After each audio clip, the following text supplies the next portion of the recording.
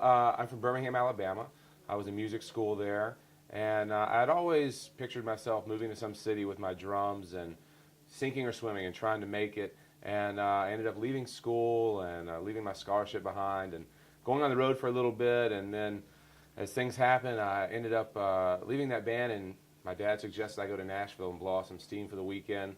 By the end of that weekend, I had a job teaching at a couple of local high schools, teaching percussion, and a gig with this band in town. So I had an apartment, and I moved here with a friend who was living here, and that was July of 2000.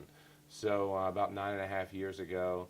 And for me, Nashville was an easy choice. One, it's close to my family, and the way I thought of it was it's a U-Haul away.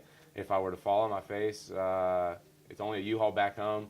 But really, I felt like I can go anywhere in the entertainment industry through my relationships in Nashville. I felt like if I'm able to succeed in Nashville and really establish myself, then those relationships will take me anywhere that I want to go in the music and entertainment industry. Well, I think in anything in life, I really think it's about focusing on what you can control focusing on what you can control, and really working on those things to achieve your goals. I grew up setting goals, and so for me, I approached the national music industry based on two things. One, I was going to work on my craft and still work on my craft every day so that I can be the best possible musician.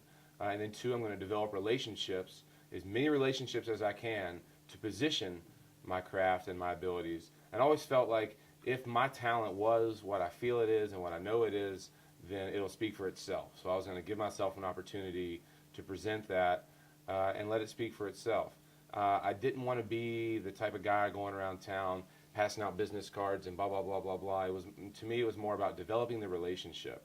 I feel that the relationship was my priority, and that once we have a relationship, maybe we're going to work together, maybe we're not, but we're always going to be learning from each other and growing. So those relationships, thankfully, 9.5 years in, are bearing fruit and affording me the opportunity to continue to play. Well, people are people. And I didn't really, I try not to make it rocket science. I've always been the type of person that just likes to develop relationships and likes to meet people and likes to get out there and just meet people for the sake of just meeting people and learning. So my approach to networking is kind of organic in that I just want to go out and get to know you and get to know what you're about. Maybe I can help you, maybe you can help me, maybe we can help each other, or maybe we help each other in ways that we don't even realize.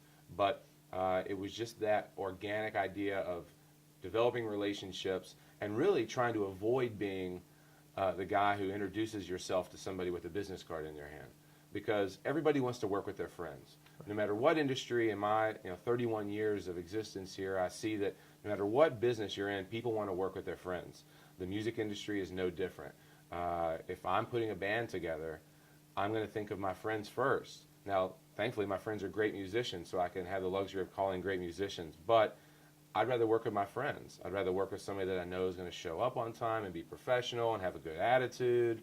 And those are things that you just learn, I think, and come to know through having a relationship with someone.